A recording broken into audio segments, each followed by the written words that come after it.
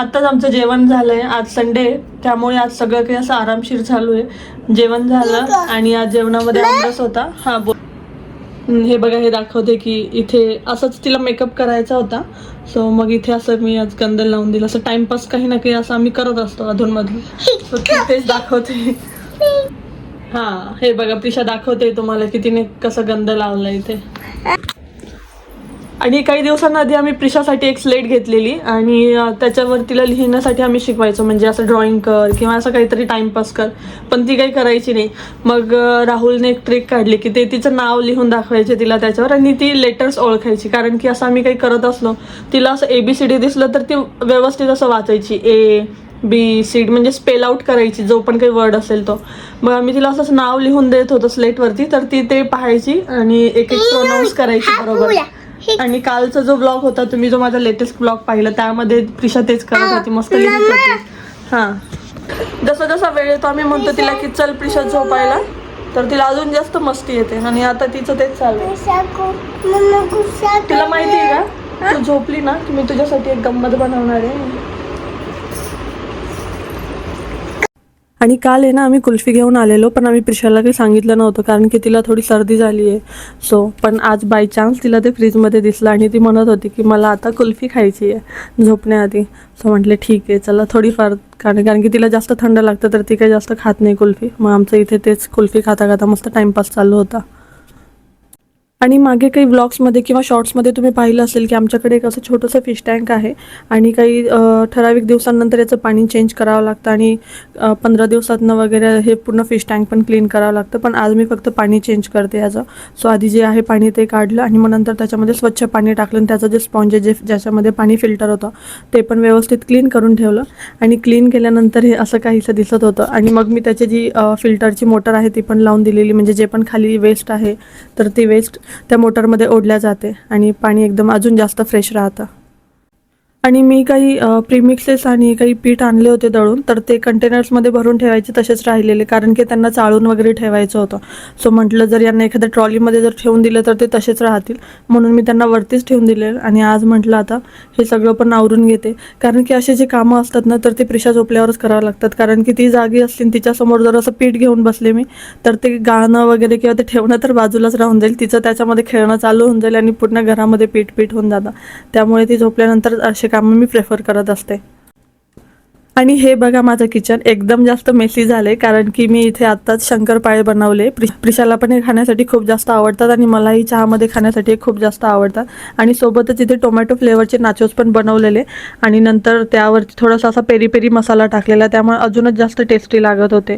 So अशा गोष्टी आहे ना याच्यामध्ये खूप जास्त पसारा होत असतो. सो म्हणून मी हे दोन्ही गोष्टी एकाच वेळेत बनवून घेतल्या. थोडा वेळ लागला, पण हे असा जो पसारा आहे तो एकदाच होतो, त्यामुळे मी हे प्रेफर करते. आणि ते आवडतच होते की तितक्यात प्रिशा पण उठलेली. आणि उठल्याबरोबर प्रिशाचं असं होतं की मला गॅलरीमध्ये पाणी खेळायचं आहे, कारण की आज सकाळी ती खेळत होती आणि तिला तिचे इथे टॉईज दिसलेले की हां मी इथे हे खेळत होते. तर जसं तिने उठल्याबरोबर ते टॉईज पाहिले, तिला ते आठवलं की मी हे खेळत होते आणि आतासुद्धा मला हेच खेळायचं आहे. म्हटलं ठीक आहे तू खेळ थोड्या वेळ. मी पण बसले तिथे तिच्यासोबत आणि नंतर मग मी तिला एकदा सेटिंग लावून दिली इथे खेळण्यासाठी. आणि मग मी किचनमध्ये तो जो सामान होता, तो जी मेस होती ती सगळी आवरून घेतली आणि सोबत माझं इकडे पण लक्ष होतं प्रिशाकडे की ती काय करते, काय खेळते वगैरे, हे पण मी बघत होते. Hi all, good evening. आता वाजता संध्याकाळचे 6 आणि आम्ही आता बाहेर जातोय. ॲक्च्युली काय झालं, प्रिशाचे फ्रेंड्स जे आहेत ते समर वॅकेशन्स चालू आहे, त्यामुळे सगळे गावाला गेले. आणि जेव्हा पण प्रिशा खाली गार्डनमध्ये खेळायला जाते तेव्हा कोणीच नसतं तिला खेळायला, म्हणून तिला थोडंसं असं बोर होतं गार्डनमध्ये. मग ती म्हणते की मम्मा मला पण कुठेतरी जायचं आहे बाहेर. मग आता कुठे घेऊन जायचं आम्हाला समजत नाही आहे. म्हणून मग राहुल म्हटले की चला ठीक आहे आपण असंच बाहेरून चक्कर मारून येऊ, बघू कुठे जायचं काय जायचं ते बाहेर गेल्यावर पाहू. म्हणून आज ये इकडे. म्हणून आता आम्ही मस्त असे रेडी झालोय. मी तर काही अजून रेडी नाही झाले. मग आता प्रिशा मस्त अशी रेडी झाली आहे आणि मग नंतर मी पण रेडी होईल. हाय प्रिशा, किती छान रेडी झाली आहे. आता प्रिशा रेडी झाली, आता मी पण रेडी होते आणि आम्ही निघतो. आता माहिती तर नाही आता कुठे जाणार आहे, आता बघू, आता बाहेर गेल्यावर बघू कुठे जायचं. हां, प्रिशा दाखवती की तिने हे बघा इथे पण असं गंध लावलं. ॲक्च्युली ती लहान होती ना तेव्हा मी तिला एकदा राधा बनवलेला. सो तेव्हा असं मेकअप, हां तेव्हा मेकअपमध्ये ना असं इकडे गंध लावलेला आणि इकडे पण असं गंध लावलेला. सो ती जुने फोटो पाहत होती तिचे आणि ते पाहता पाहता तिला लक्षात आलं की मम्मा मला इथे आणि इथे पण लावून दे. हां, अरे वा, तुझ्या बेबीला पण लावलं, व्हेरी गुड.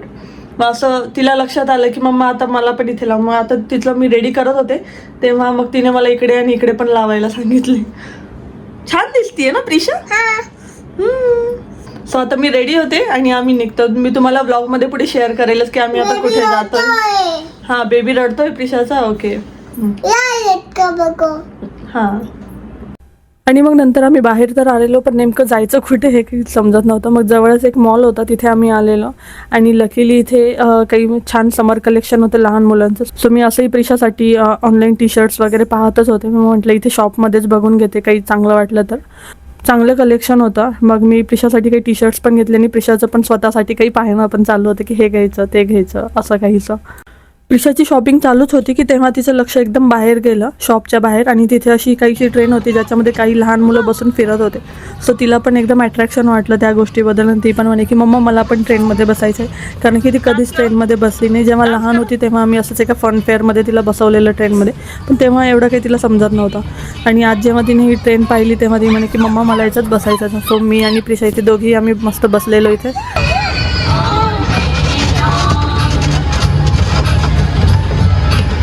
आणि याचसोबत मग आजचा ब्लॉग मी इथेच एंड करते. तुम्हाला आजचा ब्लॉग कसा वाटला मला कमेंट सेक्शनमध्ये नक्की सांगा. आवडला असेल तर लाईक करा माझ्या चॅनलवर, जर नवीन असेल तर माझ्या चॅनलला सबस्क्राईब करा. भेटूया पुढे अशाच एका छानशा ब्लॉगमध्ये. तोपर्यंत बाय.